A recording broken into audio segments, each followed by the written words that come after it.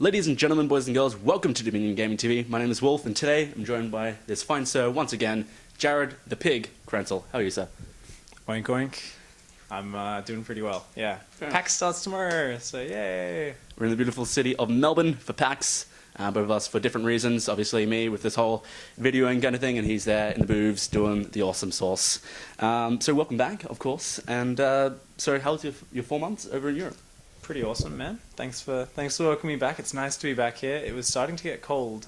I don't like cold, so yeah. It was I think like 1 month into autumn, just before I left, when we had DreamHack Stockholm, and it was like freezing at night. Well, my idea of freezing anyway, being in Sydney, obviously, you know, anything below 10 degrees is just get the hell out, like. Yeah. So yeah, I'm pretty happy to be back. It was an awesome 4 months. All I got to do was focus on playing. In between playing, I obviously was like in these fantastic places, you know, so there was like, you know, a day here, like an extra day or two in like Valencia, in London there were a few things, so there was like heaps of places to see and stuff, so I got to do a small amount of touring, but it was 98%, you know, playing StarCraft and competing, which is always awesome. Well, you didn't even proof these questions properly, and you kind of went to my next question. Out of all the places you visited, where stood out? Where was just absolute beauty to you? Where had a good vibe? Like, where over in Europe did you love the most? Did you just fall in love? It's so hard, you know, because I guess I stayed the longest in Switzerland, so I guess two places stand out the most, though everywhere was awesome in its own way. But I think Switzerland, where we were staying in Bern, was like really nice. It's just, I think everywhere in Switzerland is just beautiful, and there's just like very scenic areas there. Like when we first arrived, we had to get the train from Geneva up to Bern, and it goes all the way along Lake Geneva. And I don't really know much about Switzerland, you know, chocolate, they have everyone's money because they have like banks and stuff. Like I didn't know a lot about the country. And then it's just like the most beautiful, this train just goes like on this like kind of hill, and there's just this like huge lake, and there's like just these mountains beyond it and all this stuff, and it's a different sort of scenery which you don't get in Australia. So to me it was a lot like looking at like paintings. That's what we see in paintings. So I was like, oh wow. So it was really beautiful staying there. It was beautiful weather most of the time I was in Switzerland, which apparently we were very lucky. Apparently it normally rains a lot there, but we were really lucky. Also Valencia, just because I love hot places. I had some amazing food there, some amazing like cocktails, went to the beach there and stuff. It was just at a really relaxed, nice vibe, and it was really cool. Some cool architecture there as well. Nice. So when you left Australia for Europe, you had some goals in mind and what you wanted to achieve while you're over in Europe. What were these goals, and did they change while you were over there at all? Yeah, I think definitely the goals probably stayed the same, but I guess whether or not, you know, basically I was able to gauge more realistically, you know, what is actually possible, what isn't, and so on and so forth. So I guess when I first got over there, my first event was DreamHack Summer, and everything had been a bit chaotic the few weeks leading up to that. I actually did a really long blog talking about how I was a little bit kind of distracted. It was a really odd feeling moving there, and then, I don't know, I kind of got there, and I was practicing, you know, the week before the tournament, and I just was bad at StarCraft. And it was this odd feeling where I felt like I'd, you know, not that I'd been amazing before that, but I wasn't at the level I wanted to be at, and I kind of knew that I couldn't really do anything at that tournament. So I tried as hard as I could there, and I got stomped. Because ultimately, you know, it comes down to your preparation, and it's the months and even years leading up to a performance. So as I moved in, it was kind of like, okay, you know, I've got to work really hard while I'm here, and this is part of the whole point of the trip, is it's 4 months where I'm just practicing, and that's all I'm doing. So I think over time, I realized just how many Korean players there were at each tournament, how much the scene has kind of toughened in the last couple of years, because, you know, I only got into esports with StarCraft 2, and early days in StarCraft 2, and with any game or any sport, there aren't really professional players. Obviously there's people with salaries and teams who happen to win the first few tournaments, but especially early on, the scene is very tumultuous. People rise and fall quite quickly. Obviously there's some names that stand out a lot, like the Idras and Stefanos, but I would have been very happy to be at, you know, a top 8 or something back then, and what that meant back then was top 8 amongst the foreign players. And obviously over the years it's moved to some Koreans coming to events, a lot of Koreans coming to events, and now quite a few Koreans living overseas. And next year we're going to see even more of that with the new WCS restructure. So it was definitely something like, over the last couple of years, I've had to steadily raise my own standards for myself and my own goals. So that's something which, when I got over there and once again had a chance to compete at LAN, it kind of hit home a bit harder, even though I knew this was something. Yeah. The playing field's very, very high. So I think I definitely, when I first went over, I think I might have said something like, I want to get at least top 8 at a tournament, something like that. Like, I want to have a really strong LAN performance. Like, ultimately, it's not as results-based, but it's if I go to these LANs and I can take a bunch of big scalps and I can beat a bunch of really good players. In the end, I didn't make that happen at LAN. Online, I was quite happy with my performances in the last month and a half of my trip. Suddenly I had a whole spiel of online tournaments where I did really well. Yeah. But I think also all the training started to kick in, and everything I'd learned about the game, I was preparing so many players for their WCS matches. So there was a lot of very focused practice and a lot of discussing the game, and it really got my passion going. Like, I didn't realize that my passion had been at a lower level, but once you're in the heart of such a competitive scene, it gets stronger and stronger. So unfortunately, I feel like I burnt out a little bit just before DreamHack Stockholm, and when I went into it, I was a bit on tilt from a week on ladder where I just could not win games consistently, and I just couldn't feel like myself. Yeah. And I definitely feel like it was a bit of a letdown, because everything had kind of come to this point. It's like all your training for this trip has kicked in. You're at this level where you can finally do what your goals are, and then to not be able to do it, I think, or to see signs that you're not going to be able to do it, adds stress and tilt. And I guess I didn't manage my mentality quite right. So it's a little bit bittersweet, the journey overall. I didn't achieve my goals. I definitely, am taking a step back from being like, all my only focus is just play, get better. But even since I'm back and I'm focusing more on streaming and all this sort of stuff and coaching, getting back involved in the community, as the pressure has eased off, I've started to pull in some more results again just recently online, and it's kind of like it's this odd mental game, It's really weird how it works. So while you're over there, 4 DreamHacks, and you went to G Infinity and a whole bunch of other LANs. What was all of the LANs and some of the online tournaments that you attended? So just we can see how huge this list was. Yeah, I mean, in LANs it was meant to be 4 DreamHacks, but then we actually didn't realize, it was just a screw up on my part. I didn't realize that I needed a visa to go to Russia, which is obvious. It got lost in the planning. There was so much planning that went into this trip, and so it was 3 DreamHacks. It was Summer, Valencia, Gfinity, and then Stockholm. They were the 4 big LAN events. Yep. Another highlight was commentating the 41 Cup in Switzerland, which was run by My Insanity and also the guys who have now founded Dead Pixels, the main guy, who's a really cool dude. So that was a lot of fun. And other than that, there was just heaps of online tournaments. You've got 2 or 3 Go for SC2 Cups each week. You got a Zotac on Sunday, and Gfinity started hosting really good prize money online tournaments, so like £250, which is that's like 500 Australian dollars almost. That's a lot of money. So there was a lot of stuff to compete in. Yeah. Nice. So could you describe to us, who obviously haven't been able to go over there and experience it ourselves, what is the DreamHack experience? It's awesome. It's something where on this trip, I think it was. I think you have to go to DreamHack Summer to get the esports experience. I think DreamHack Stockholm is also its own special thing, which unfortunately, when I'm at these events, sometimes I don't get to experience them as much. And it's the same at PAX because I'm making content or I'm working in one regard or another once I'm knocked out of the tournament. But I remember the first time I went to DreamHack Stockholm was last year. DreamHack Summer was last year, and I was just shocked by the enormity of it. The first BYOC LAN I went to in Australia had 500 people, and I was shocked at that. And then you go to DreamHack and there's 8 or 9 or 1,000 people, and then another 50,000 people that come through the venue without their computers. I think this year the thing that stood out was esports, and not just LoL, not just StarCraft. Like, we're talking esports in general. Like, there was so much crowd enthusiasm, and it wasn't the same last year. And I guess everything goes in ups and downs, but I watched Nip, obviously the Swedish superstar Counter-Strike team, playing, and holy crap, I've never seen a crowd, go this insane. And it's not like they even had a huge stage or anything at DreamHack Summer. It was one of the not quite as large tournaments, but everyone was losing their minds. The StarCraft stage, people were screaming, going crazy. Yeah. Hearthstone was constantly packed. Like literally every game there had a really dedicated, consistent audience. I think the only games that didn't were probably ones where it's more newer games, like what's the one with like the superhero characters, but it's a MOBA. Oh, Infinity Crisis. Yeah, like Infinity Crisis and stuff. Like they even they had people excited for it. Obviously not as big.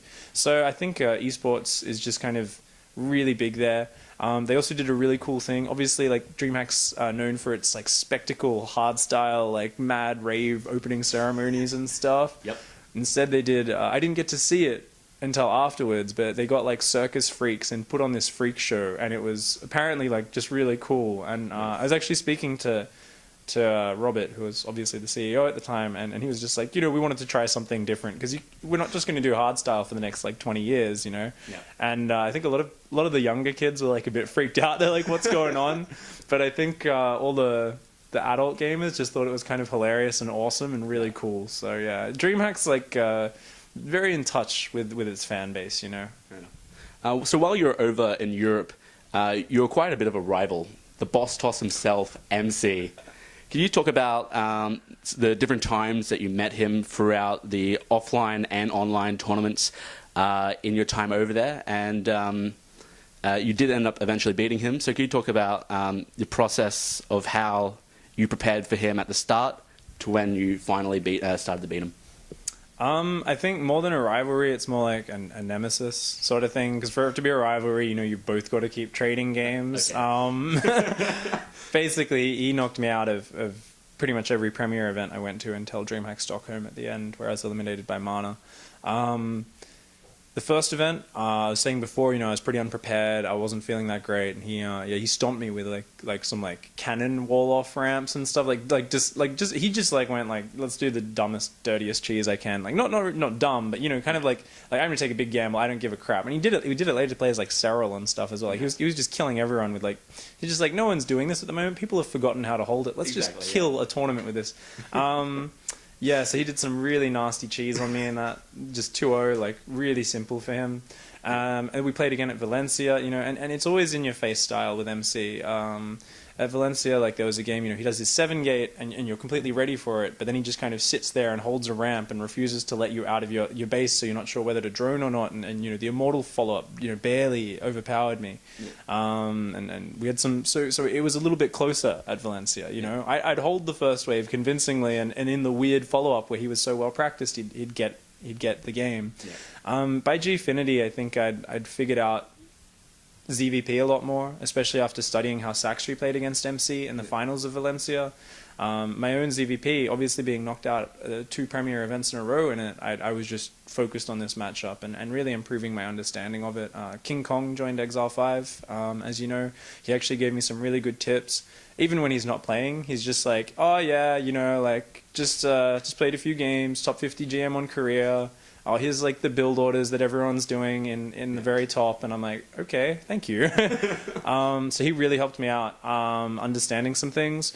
And when I played him at Gfinity, I think I basically should have been able to take him out for sure. I still don't think I was nearly as solid as I am now in ZVP, but I kind of took advantage of him with some really aggressive builds. I knew where his holes were. Yeah. Unfortunately, I threw the final game a little bit. I think it's safe to call it a throw. Pretty much everyone called it a throw. Yeah, so it was kind of like, 3 events in a row knocked out.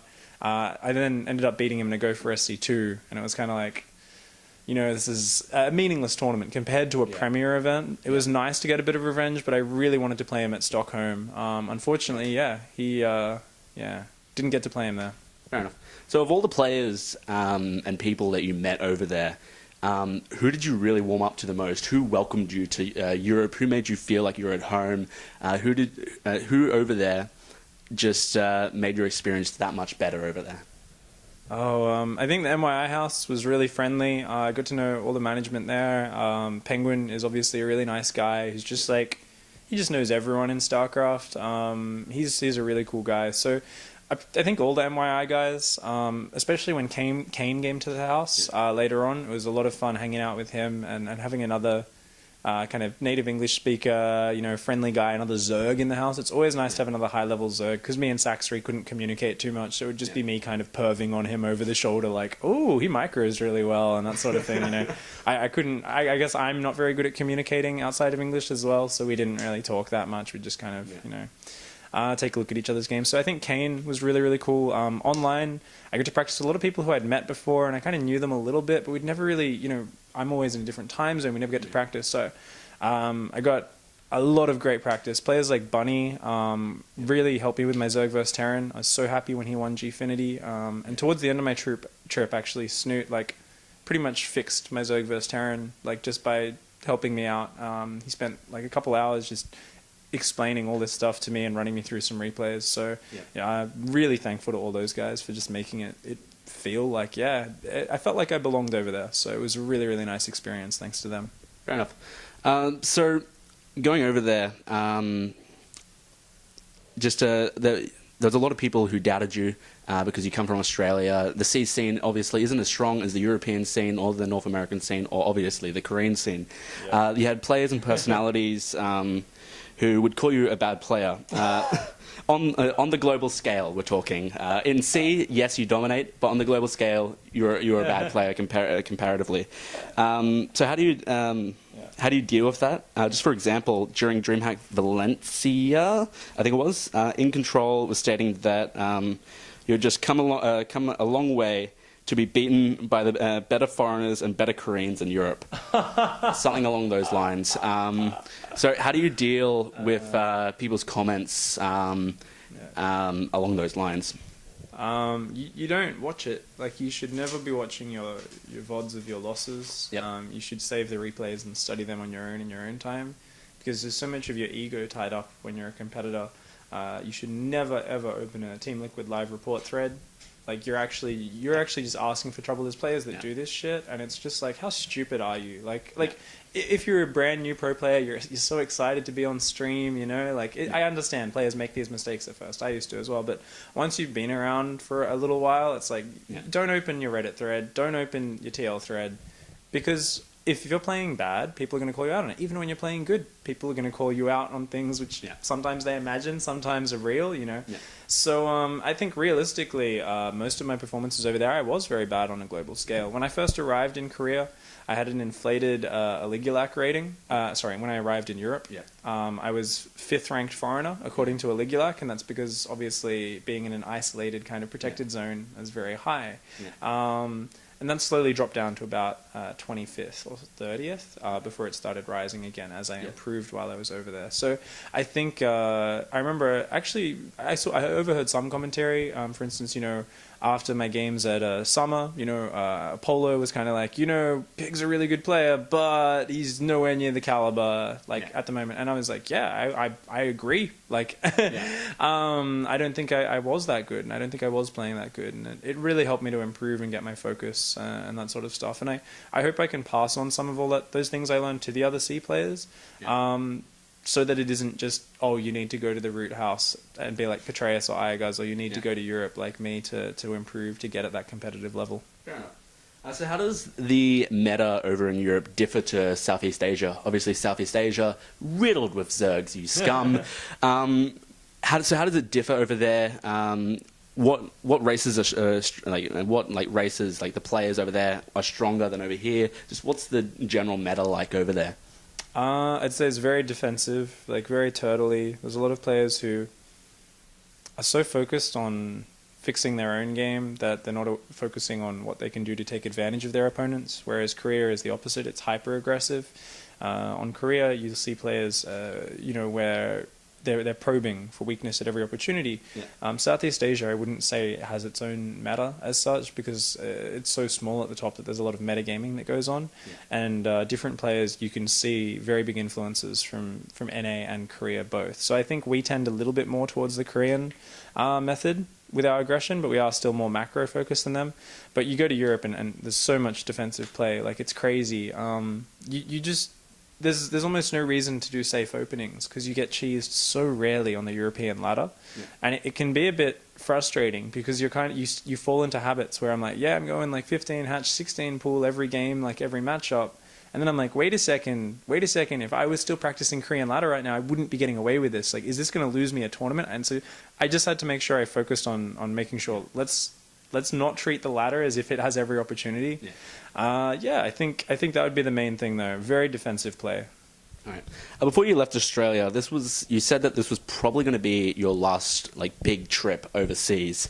And it's like your last chance to make waves overseas. Coming back to Australia, not meeting the goals that you had set for yourself, what is your mindset for the future and your gaming career coming into these next a few years?